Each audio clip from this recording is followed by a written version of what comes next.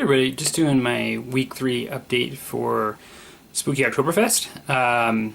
We've got quite a bit of progress on the demon. Now, I've just recently had to cover it in a gloss varnish and because I wanted to do an oil wash on this, and I've just done an oil wash.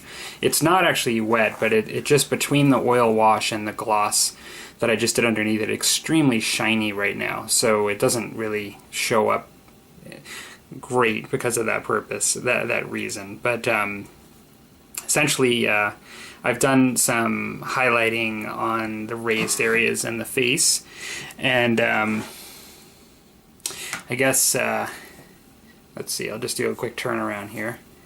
I've you can see how glossy it is at the moment.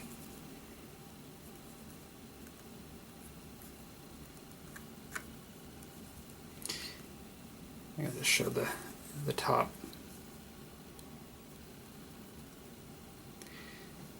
So another thing I did is I did start painting, or pretty much finished painting all of the extra things on the model, like the straps holding all the armor on. I've painted the horns.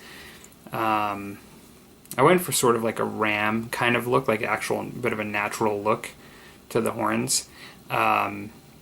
And I painted the sword, and I tried to keep it sort of, I guess, dark and old looking.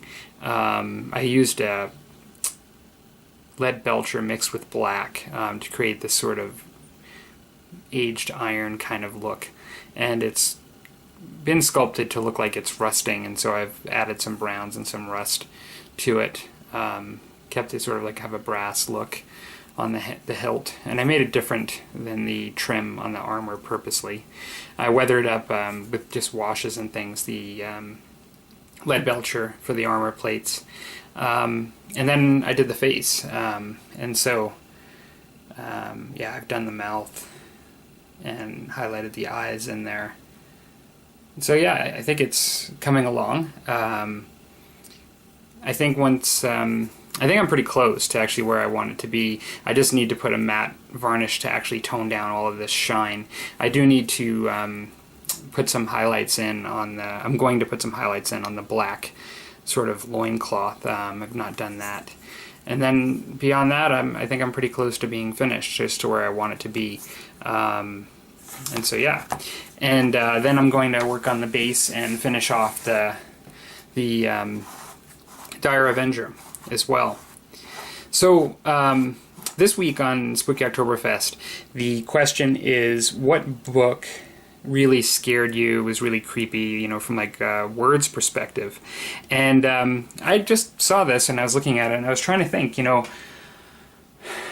I don't typically get as scared from books, and I've read horror books. I used to be, when I was younger, an avid Stephen King fan. But even a lot of his Stephen King stuff I found to be a bit more cool and eerie than scary, you know, whether it be movies or books. I never really found, even though he's a horror writer, I never found him to be like really, really scary.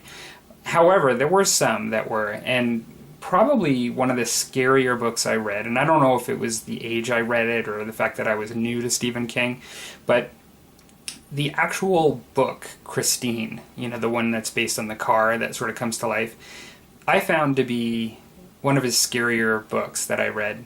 And part of it was a little different than the movie as I remember it, because the movie, all of the focus is primarily on the car as this evil entity, whereas in the book, the idea was that the car was possessed by the original owner of the vehicle, this old man. That was sort of a really evil, mean man.